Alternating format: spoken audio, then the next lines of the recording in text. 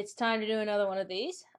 We've already knocked out the Denali's, we've knocked out Peter and Charlotte, so now it's time to move on to the Irish Coven. That consists of 3 members. That would be Liam, Maggie, and thank you to everybody who jumped in and told me this, Siobhan.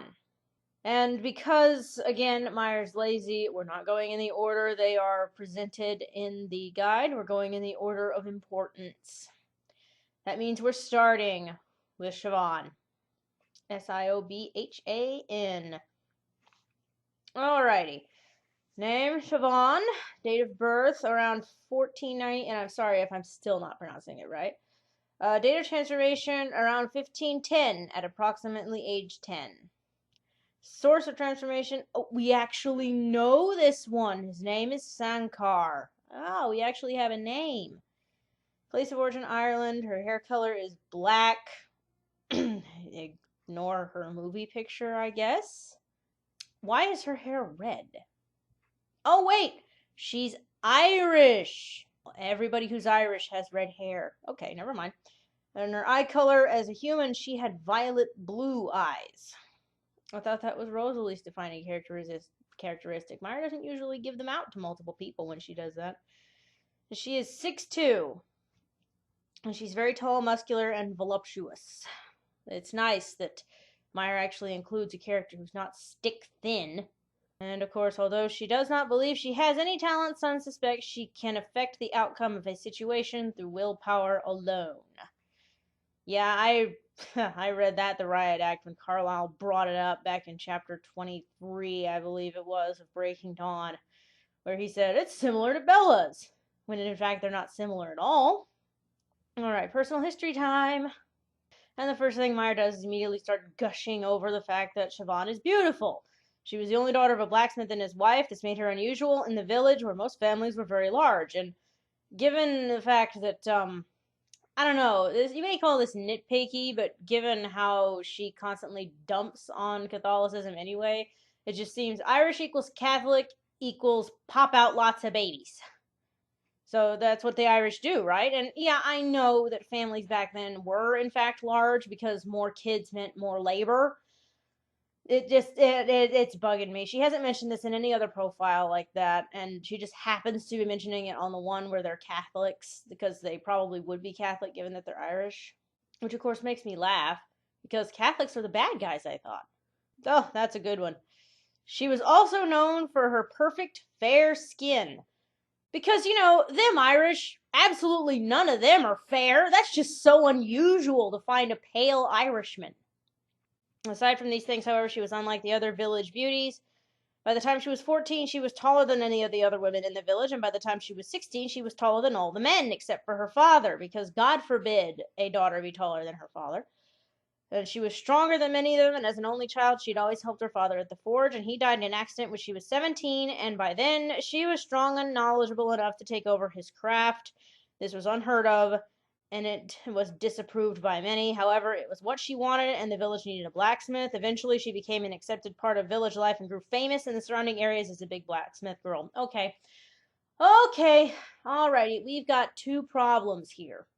One, I'm no historian, but I actually think female blacksmiths in Ireland around that time were not completely unheard of. If a man died and his wife knew about his craft, she could take the business over, and that included being a blacksmith. But, of course, I'm no expert. Don't, treat that as fact. However, if it's not fact, we're left with the possibility that it wasn't normal, which, again, that's what Meyer just set up. In this universe, whether it's real or not in actual history in this planet, in this world she's created, it is not heard of. Women don't do that. And yet, she's the famous big blacksmith girl, and everyone respects her, and she is being known throughout all of Ireland, apparently. Meyer, that's not how it works. If this was unheard of, it wouldn't happen. And if it did happen, she'd be shunned and treated as a freak. You want to see someone who did it right? Take a look at this lovely lady. That is a woman who is in a position that is normally reserved for men. It doesn't matter how good a job she does at it. Everyone still treats her horribly and calls her a freak and mocks her for it. Her story is sympathetic. This one's just stupid. But then again, comparing Mr. Martin there to Mrs. Meyer is kind of like attempting to compare a worm to a tiger. It just doesn't work.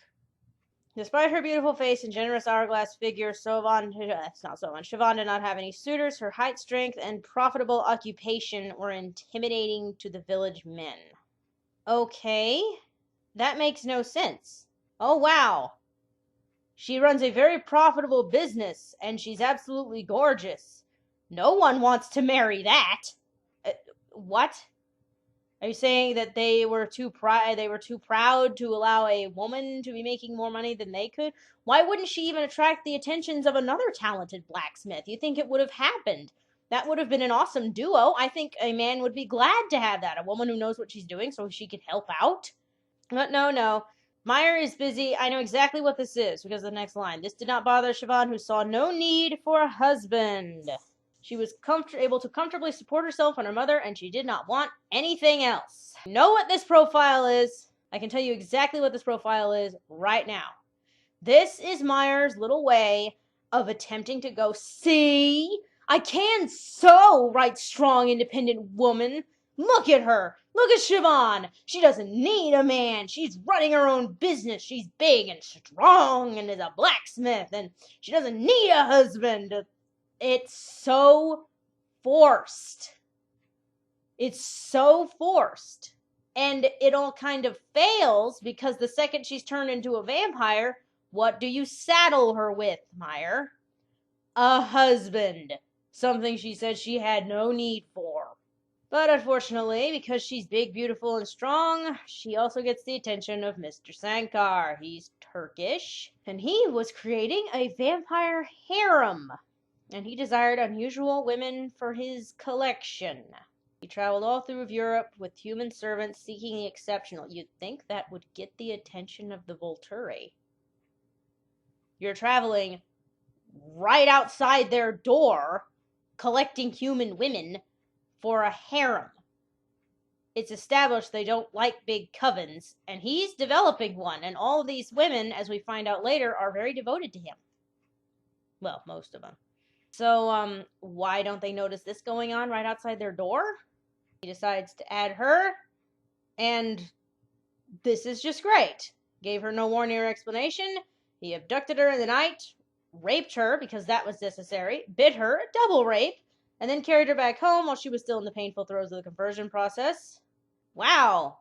You know, Meyer, I really can see why your vampires are so much better than humans.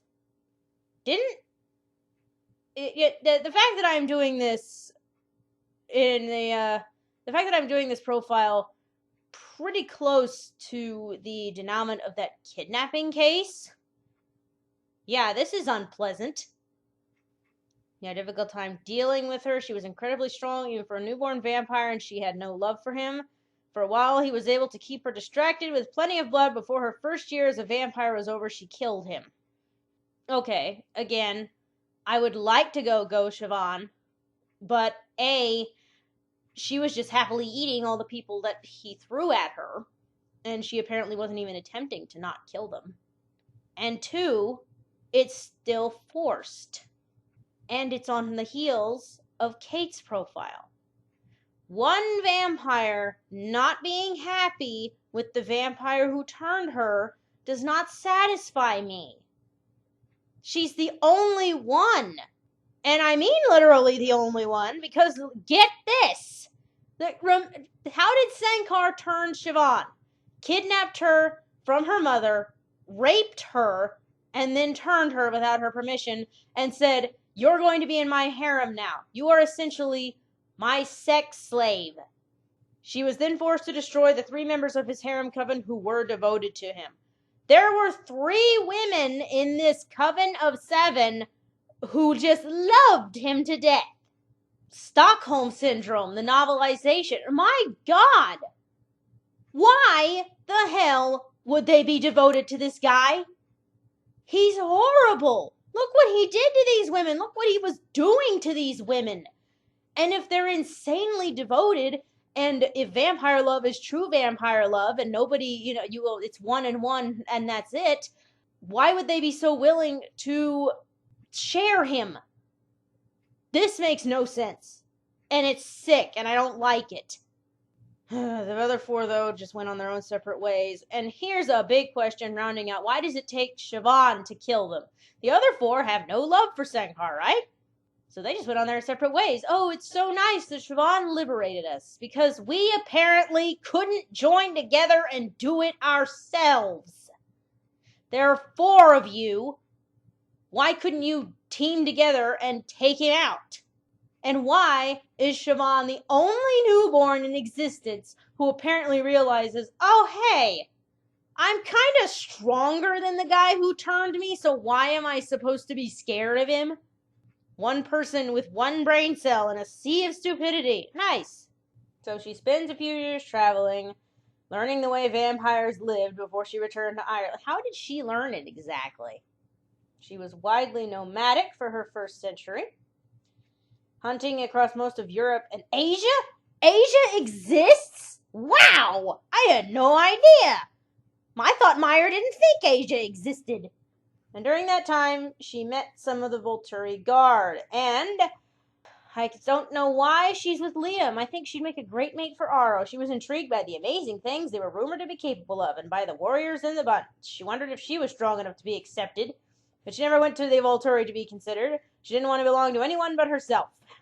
She's a strong, independent woman. You got that, guys? Yes, didn't want to belong to anyone but herself. The next sentence, she meets Liam. Yeah, can't have her without a man for too long. That'd just be awful.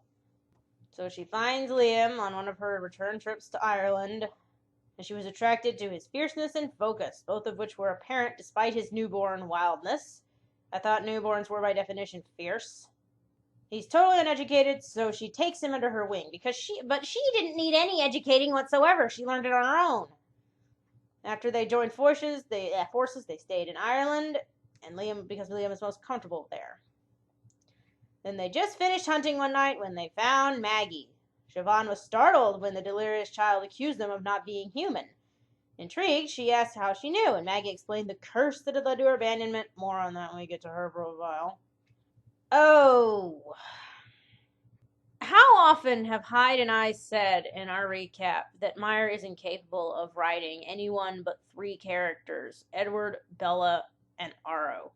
That's all there is. Carlisle's acted like Aro. Edward's acted like Aro. They all act like Aro when they're excited about something. Well, they just got blown out of the water. Siobhan was sure she had discovered one of those special humans who would have an extra ability as a vampire. She was excited to proceed, but Liam was upset. He didn't understand why she would just want to add someone to their coven. Weren't they happy as they were? Siobhan overruled him and invited Maggie to join them, promising she would never be hungry again. Maggie could sense that Siobhan was telling the truth, and Siobhan did not mean her harm, so she agreed. Siobhan asked Liam to trust her, and he reluctantly agreed to see how things would work out. She made it clear that Liam was her first priority, and he became reconciled to Maggie's presence more quickly than Siobhan expected. Oh my God. Where do I even begin with this?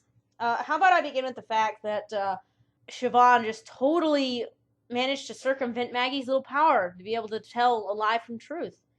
Because, yeah, she wasn't kidding. You'll never go hungry again. Granted, she didn't tell her what that would entail. Guys, Maggie was starving to death. She was literally about to die of starvation. And that was Siobhan's way of getting her to agree to turn her into a vampire. You'll never be hungry again. Of all the sick, manipulative behavior. And why did she do it? Not to save Maggie's life. Oh, hell no. She did it because, ooh, I wonder if she's got a power. I'm positive she does. I want to turn her to have my own personal little person with power and to satisfy my own curiosity. Maggie's a child. I don't even know what to say there. I mean, this goes beyond me asking you what you want me to say. This is beyond words. That is some of the most repulsive behavior I've ever seen. Imagine that yourself. Some person comes up to you, you haven't eaten in weeks, and they hold out a sandwich, and they say, "Here, eat the sandwich. It won't cost you anything." You eat it, and find out that eating it kills someone. It didn't cost you. It cost that guy. I got nothing. I have absolutely nothing. Except one more statement on that one. Siobhan's an ally of the Cullens. And I haven't even talked about Liam and his reaction.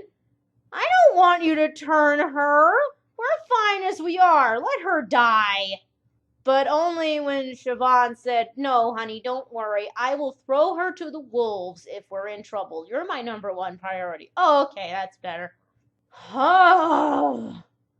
I would ask how Myers going to top these people, but I don't doubt her ability to do it, so I'm not going to. I'm going to finish. Siobhan also greatly enjoyed Maggie's company more than she expected. Then why did you turn her if you didn't think you were even going to enjoy it? Were you seriously just going to turn her, find out if she had an ability, and then say, "Oh, okay, well, maybe she can hang out if she wants, but I don't really care"? Why did you do this? Oh, that's why she did it. To be a mother goddess, she felt very maternal towards the girl and felt naturally into the kind of close relationship she'd had with her own mother. Though I must point out, it's probably not as awesome mother goddess as Bella's, because that's not actually her child. She also enjoyed the advantage Maggie's talent gave her in any kind of interaction. There you go. I like having her around more than I thought I would, because she gives me an advantage. These people are really bad. I think I see Myers' point when she says that red-eyed vamps can't form true relationships and true bonds. My God! Then Maggie learned to control her vocalization. She was able to simply nod or shake her head slightly to communicate whether or not someone was being honest. It took becoming a vampire to teach her how to simply nod or shake her head when someone is lying and not just go, "He's lying." It took becoming a vampire to teach her how to shut the hell up. Okay. And thank God for this. While Siobhan was happy with her choice to include Maggie in her coven, she felt no desire to seek out other talented humans. Her curiosity about that world was satisfied. Good. I hate to think what she'd be doing to other people to get them to allow them to turn her. I mean, you'd think that Siobhan, of all people, would be sensitive about turning other humans into vampires given what happened to her. But no, she apparently said, "Oh, that was too blatant. You need to be more subtle about it and get them to agree personally without actually telling them what's going into it." I don't want to go and say that what she did was worse than what Sankar did, but it's up there. It's way up there. And her quote is "Shall I visualize the outcome I desire" one from 34, which, whatever. I don't care. I'm getting away from her. Yeah, she's awful. I'm moving on to her mate. Alright, it's time for Liam. Oh my God. That's Lucky! He's got lucky charms! Always have to be Lucky Charms. Whose idea was it to dress him like that? He's from the 1600s. Who dressed him like that? There were other ways you could show that. That really explains Siobhan's red hair now, even though it was canonically black. These people have literally no other way to show that these people are Irish than to say, "Look, she's got red hair, and he's got the hat. Well, where's his shillelagh?" And I'm sorry, you cannot be a true Irishman unless you drink whiskey. I don't see you drinking that anymore, you bloodsucker. Oh, my Irish heritage is rather offended. All of my freckles spit in your general direction. Alright, he was born around 1615 and turned around 1651 at about the age of 36. Well, he's old. He has dark brown hair, and we had Siobhan, who's the leader of this coven. She's the leader. She's the matriarch. The big, brawny Irish woman, 6'2", and yet even then, Meyer cannot stand to have a woman be taller than her man, so she made Liam 6'5". She made Liam 6'5", Irishman from 1615, and then dressed him like that. Well, that's all there is to it. I am officially, from now on, not going to call him Liam. He is Red Will Danaher. For the entirety of this recap, I'm going to call him Red Will Danaher. Full name.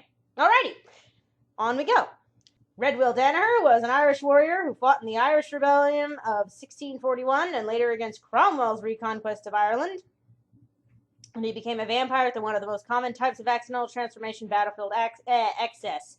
After the Volturi came to power, vampires were unable to kill as recklessly as before, and most were forced to curb their appetites to avoid notice. Let's feel so sorry for them and poop all over the Volturi for making them curb their appetites and not just kill with wanton and abandon. The circumstances of war, however, gave them an opportunity to kill large numbers of humans at once without attracting attention from either humans or vampires. I love how casual Meyer is about this. It became common amongst nomads to seek out human wars as an opportunity to feast, and one of the consequences of this practice was the occasional unplanned transformation. Once a vampire was totally sated, she might continue to drink blood for enjoyment rather than need. Again, I love how casual she is about this. And I also love how she's still making no effort to make her vampires out to not be monsters. If you're going to glorify them and call them the angels above, Meyer, you're going to have to make them act that way. I swear, supernatural angels have more morals and a better inner compass. And they have more of a Jiminy Cricket than your vampires do. And we know what those guys are capable of. Let's see how Sam does without his lungs. Are we having fun yet? You have to stop. You have to stop. They can't hear myself think. What gives you the right? No one gives us the right. We take it. I think Lucifer had more morals than your vampires. And also, I think now it's clear that the vampire that changed Liam was a girl. Once a vampire was totally sated, she might continue to drink blood for enjoyment rather than need. It was a girl. And then she might not drain enough blood for her victim, and then her victim to kill him. That seems really stupid. Just break their necks before you leave. That seems like a real good way to get Volturi attention. You just go around the battlefield and drink blood from people and not pay close attention to what you're doing. You're going to make newborn vampires who don't know the rules and who are going to gain attention to themselves and who are uncontrollable and can't be around the scent of human blood without going whack-a-doodle. And that's your fault. That's on you.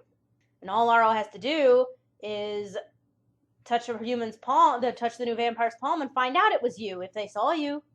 That seems really careless. Yeah, he met Siobhan when he was 6 months old as a vampire. She instructed him, and he was immediately taken with her, and they joined up.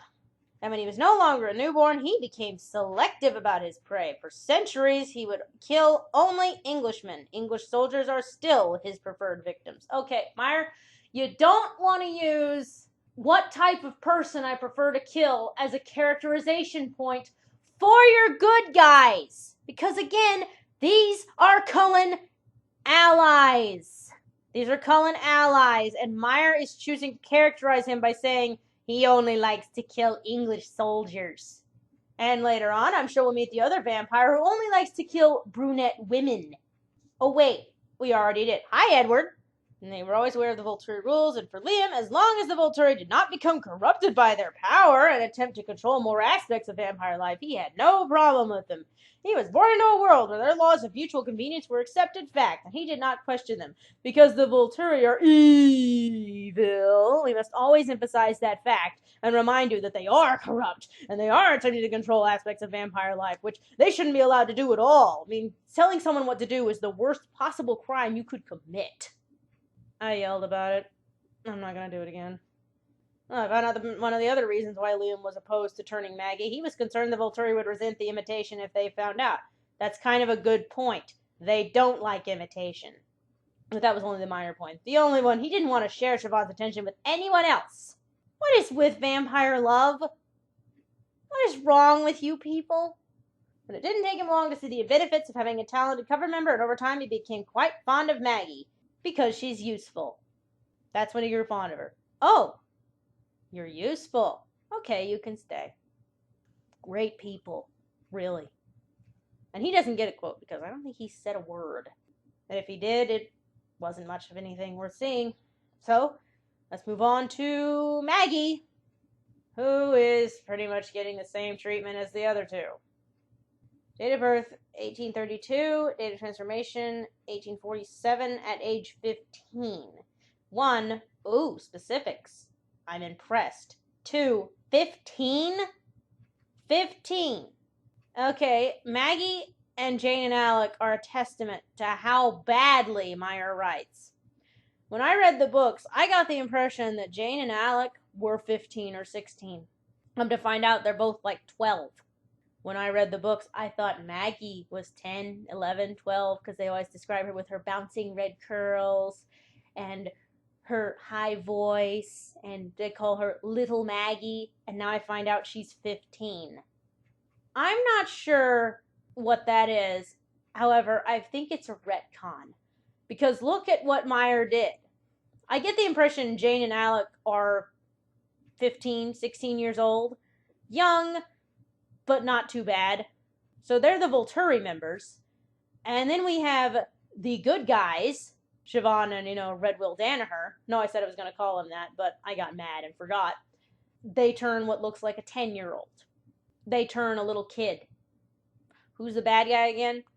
I think Meyer had the ages done like that to show, well, look at how evil the Volturi are. They turned young kids. She's 15, so it's fine. And she's 5'2", able to tell if a person is lying, because it's always important to be able to tell if your prey is lying. I mean, you ask them, they could be lying when they say, please, God, I don't want to die. Please stop hurting me like you're doing. They may be lying, so it's really good that she knows the truth.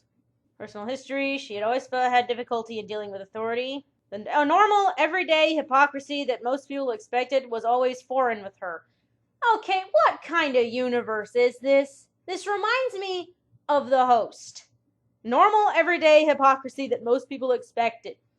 Apparently, she lived in a time period where everyone was a jerk.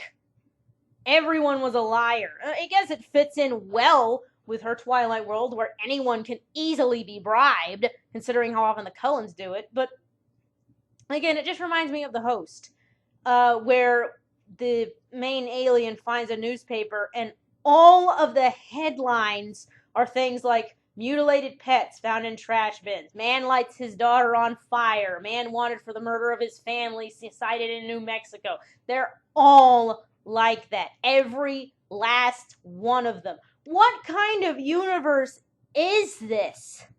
I know I said I wanted to live in it when apparently all women have a regular, like clockwork 28-day period and they all obsessively track it. But I don't think it's worth it. I'll keep my bad ovaries if that's the exchange. Right, yes, and apparently, yes, she had her supernatural magic. She could always tell when someone was lying as a human. And everyone always got mad at her for trying to tell the truth, Why would her parents beat her for that? You'd think they would use that to their advantage if they really are such awful people. To have a daughter who always knows when the person is telling the truth or lying? Yeah. You'd think they'd use that to great advantage. That's awesome blackmail material. Then the Great Famine hit her village in the 1840s, and everyone who could afford to immigrate to America left. And that included her family, who had not quite enough to buy passage for every member. So her maternal grandparents, who were already sick, were left behind, and Maggie was left too, to care for them. But, in reality, she was sacrificed because her parents did not love her as much as they loved her siblings. She was a trial to them, and they sometimes wondered if her abilities were demonic. Because, at all times, that's the answer to everything. Demons! But, as usual, this tragic backstory really falls flat because this is tragic backstory number 568 for this series. There is no woman in this book who was not turned with tragic circumstances. Not a single one. Think of the men. What was Liam, Red World Danaher's backstory? Oh, he was turned because of battlefield excess. Siobhan and Maggie? Oh, she was left behind by her parents because they didn't love her, and she was raped and turned without her consent. Why? Why do all the women have to be abused in order to make this transformation into vampires? Why do the men get to waltz into it while the women have to drag themselves into it while being beaten by you, Meyer? And of course, her ability became stronger. And having Maggie join their coven was not the strain it might have been because Liam and Siobhan were routinely honest with each other and themselves. Because vampires are better than you. And it was easier for Maggie to be with them than it might have been otherwise. After her transformation, any kind of deception made her physically uncomfortable. And her famous quote, "I know the truth is on Carlisle's side. I can't ignore that because it must always be about the Cullens. Always." But you know what? The more I think on it, all the memorable quotes that are designed to make sure we talk about the Cullens and nothing else, I suppose I shouldn't be surprised. I suppose I should stop complaining because that's all these people talk about. So maybe that's the reason. It's not that Meyer's picking out quotes to specifically make sure that it's all about the Cullens. No, the reason she's doing it is because she doesn't have anything else. Alright. That's it for the Irish. I can't say I'm sorry to see them go. I'm going to repeat this from now on, I think, at the end of every video. Allies of the Cullens. Cullen friends. Good friends of Carlisle. He loves these people. They're his bestest buds. They're all in this together. They have wacky fun hijinks. They laugh at the end. They think these people are awesome. I'll leave you by repeating it. Siobhan manipulated a 15-year-old girl into agreeing to be turned into a vampire strictly to satisfy her own curiosity by promising the starving teenager, "You'll never be hungry again." And then turned her and only then mentioned, "And by that I mean now you have to eat people." Fun times. I guess I'll see you next time. Next up, the Egyptians. Oh, this is gonna be fun. Ta!